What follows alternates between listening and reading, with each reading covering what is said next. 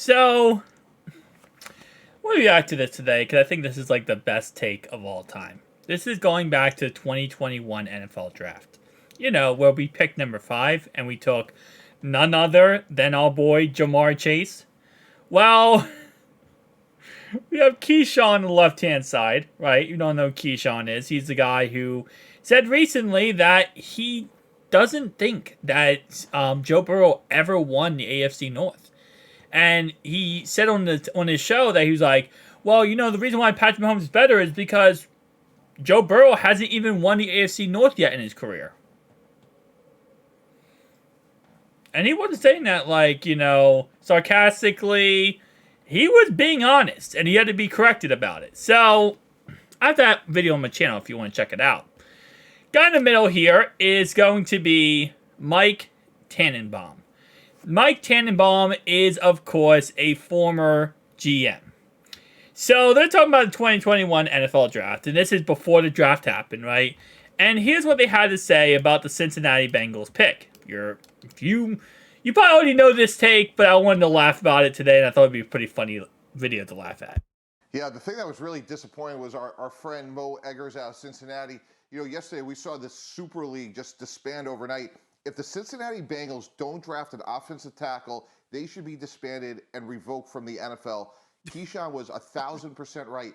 Last year, this is remarkable, guys. Joe Burrow threw the ball 450 times in 10 games. Unacceptable. They cannot go out on the field this year unless they draft an offensive tackle, Penei Sewell, with the 5th pick. I don't care if it's the U.S. Olympic track team out there, Jamar Chase, Justin Jefferson. If they trade for him, I don't care. They got to keep this guy upright and healthy. It was irresponsible what they did last year. So, let's go back and kind of break that down.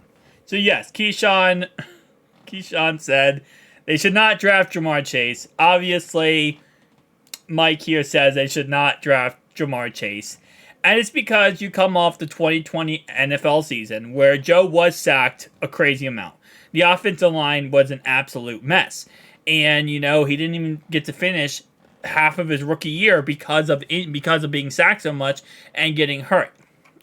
But 2021, after we drafted Jamar Chase, that was a year we went to the Super Bowl. And obviously lost to the Rams. It is what it is. But it's just hilarious. And again, listen, some of these takes, like when you go back and listen to many takes, like when they talk about NFL quarterbacks, oh, this quarterback's got to be the best quarterback of all time. Like, yeah, listen, scouts miss all the time. You know, GMs miss all the time. Coaches miss all the time when it comes to prospects. But when you have a receiver as good and amazing as Jamar Chase, you know, you don't miss on that guy. You don't pass up on that guy. You don't say, all right, well, we need to protect our quarterback, so we're going to go get a left tackle over a generational player. And shout out to Zach Taylor for that, and Mike Brown, and Duke Tobin for not listening to the critics and the dum-dums on the screen here. And I'm not going to say that for the middle guy, because I honestly don't know Mike Tannenbaum as much. He might be an idiot. I have no idea. The guy on the right, I have no idea about. But I know Keyshawn is an absolute L. So, you don't miss out on a guy that good. You don't. And at the end of the day, it worked out for us. 3,198 yards, 7th in the NFL, 26 receiving touchdowns, 2nd in the NFL, 86.4 receiving yards per game, 5th in the NFL. Yeah. And this is the best quote of all time. I don't care if it's in a U.S. Olympic track team out there. Jamar Chase, Justin Jefferson. You got to take a left tackle. And I actually want to see this because Penei Sewell, is he still on the Lions? I feel like he's still actually on the Lions. Penei Sewell, NFL. Let's see, because I know for the longest time he was on the Lions. I don't think he left the Lions. And he's still a really great player. Yeah, so he's been 3 years on the Lions so far. He played right tackle, left tackle his first year. Then second year, he played 17 games. And actually, let me show you this. So yeah, so he's been a pretty solid overall player. Don't get me wrong. I mean, it's not like he's a bad player last season or this season so far. Obviously, we've only played 8 games, so he's been a starter every single game, every single week. He also caught a pass, which is awesome. I guess him and Jamar Chase both have caught passes in the NFL in the end, but. Yeah, no, you just don't like the amount of times, and I don't get me wrong, right? The amount of receivers that do bust in the NFL, like NFL drafts, is humongous. Like if you go back and you look at all the receivers from history that have been drafted, first round, there has been a lot of bust. But then there are some players, like for example, Jamar Chase, Justin Jefferson. When you go back and you look at it, and you're like, no.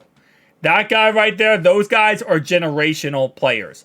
And again, some, GMs, some coaches will whiff on picks. Those are the picks you just don't whiff on. Those are the picks you just don't, change your mind on. If you have a top 5 pick, well, yes, you might say left tackle is the best, position to go for.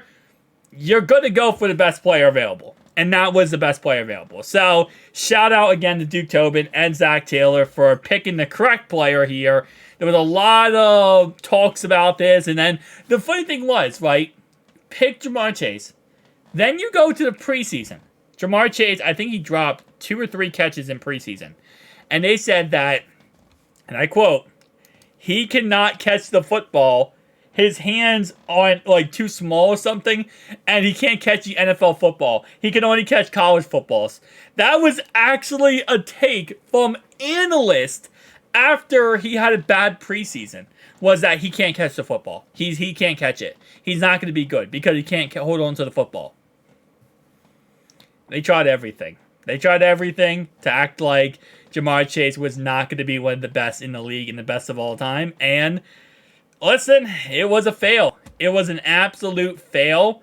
And yeah, so he went 7th. So he went 2 picks after us. Absolute.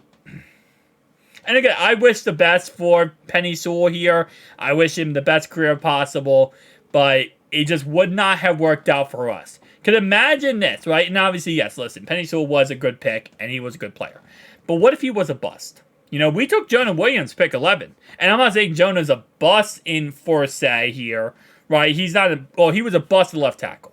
He might not be a bust at right tackle, because so far he's been looking pretty dang good throughout this year. But at the end of the day, and let me actually pull this up, because in his final year with us now, you can see if we look at Jonah Williams, so first week, Jonah, bam. Okay, Jonah played bad there. Jonah played great there. Great there. Great there. Great. Great. Average. And then bad. But, again, from our perspective of putting him at left tackle and having a franchise left tackle, Jonah was a bust. He was 11th overall pick. He never panned out at left tackle.